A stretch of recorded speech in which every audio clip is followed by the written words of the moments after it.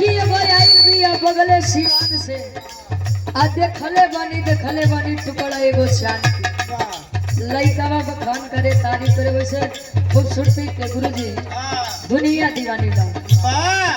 लेकिन कब जब सच में प्रेम होता अगर सच में प्रेम है तो कितना खराब इंसान है वो बड़ा अच्छा लगे लइका का है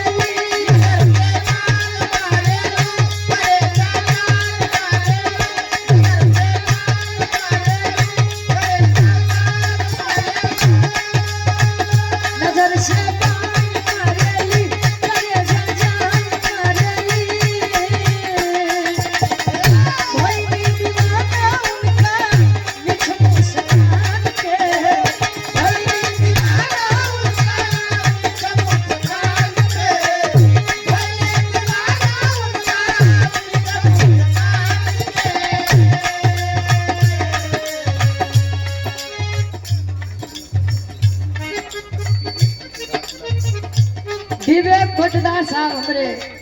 इसी ग्राम से आपके द्वारा ये 100 रुपए और 200 रुपए का सम्मान बहुत बहुत धन्यवाद भैया उठावा खाए अपने मन से छड़कानी करत हो हेलो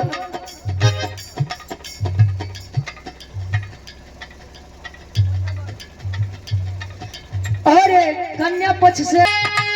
भाई दीवाना उनका मीठा मुस्कान के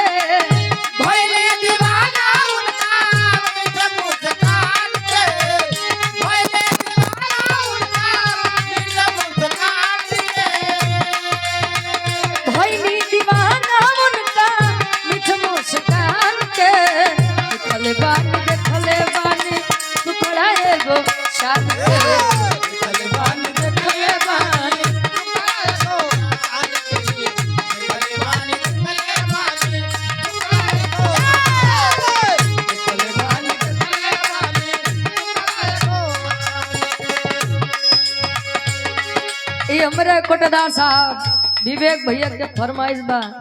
दिल में बढ़ेला बेचैनी हल्का हल्का ये गोरी याद बा उधर सल हमारे गुरुजी बजावा जाते हैं जैसा जैसा गीत वायरल होते ही उनके दिमाग से उतर जाते हैं अब एक लाइन एंकर वाली हो जाओ फिर सबको फरमाइश बा कान पे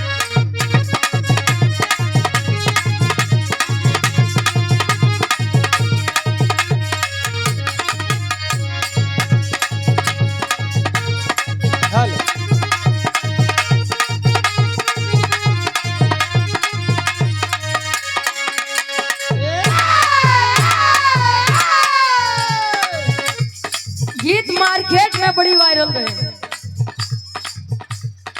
और विरहा जगत में हमारी आवाज में आप लोगों के बड़ा प्यार दुलार दिया सम्मान दिया विवेक भैया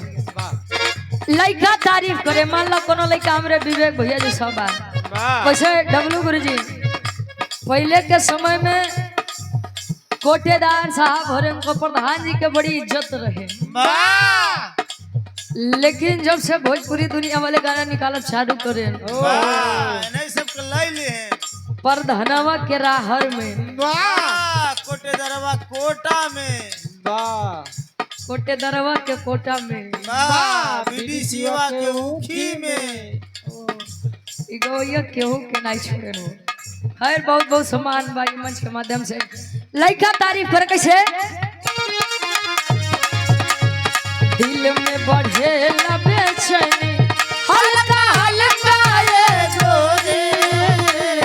दिल में बढ़े बेचैनी हल्का हल्का ये गोरी दिल में बढ़े बेचैनी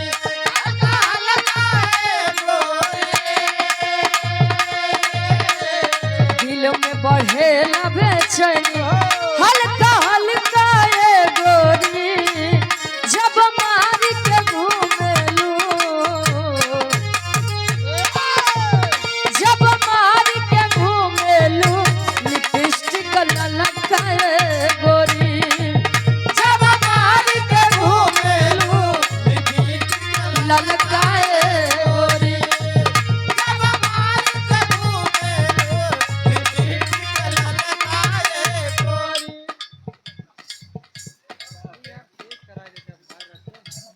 बबलू भैया हमरा तुलापुर बहादुरान के ऐतिहासिक सजमी साहब के द्वारा 100 रुपया बहुत बहुत धन्यवाद।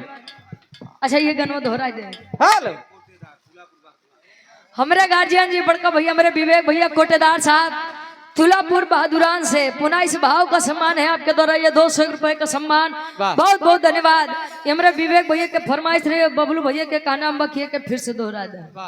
कैसे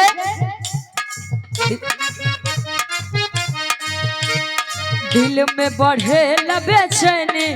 हल्का हल्का ये गोरी दिल में बढ़े न बेचैनी हल्का हल्का ये गोरी दिल में बढ़े न बेचैनी हल्का हल्का ये गोरी दिल में बढ़े न बेचैनी हल्का हल्का ये गोरी जब मार के घूमेलू जब मार के घूमेलू लिपस्टिक ललका ये गोरी जब मार के घूमेलू लिपस्टिक ललका ये गोरी जब मार के घूमेलू लिपस्टिक ललका ये गोरी एतने नहीं देहिया पर डालेलू दुपट्टा विवेक भैया देहिया पर डालेलू दुपट्टा माथा मलंगा ये गोरी देहिया पे डाले लुडू पाटा माथा मलका ये गोरी देहिया पे डाले लुडू पाटा माथा मलका ये गोरी देहिया पर डालेलू दुपट्टा माथा मलंगा ये गोरी जब मार के घूमेलू जब मार के घूमेलू लिपस्टिक ललका ये गोरी जब मार के घूमेलू लिपस्टिक ललका ये गोरी जब मार के घूमेलू और ये हमारे बड़े भाई हैं प्रकाश विश्वकर्मा जी आपके द्वारा ये 200 रुपए का सम्मान बहुत बहुत धन्यवाद। आशीर्वाद के चारी के बच्चे अपनी कला में कामयाब रहे बहुत बहुत धन्यवाद बा आशीर्वाद के चारी के बच्चे अपनी कला में कामयाब रहे। बहुत सुंदर बिरहा आप लोग बाहर से सुना हमरे गोपाल बाबू दुल्हे बादशाह जी के पूजनीय मौसा जी हेलो बाकी हमरे यार गुरुगो जी के आदेश रहे।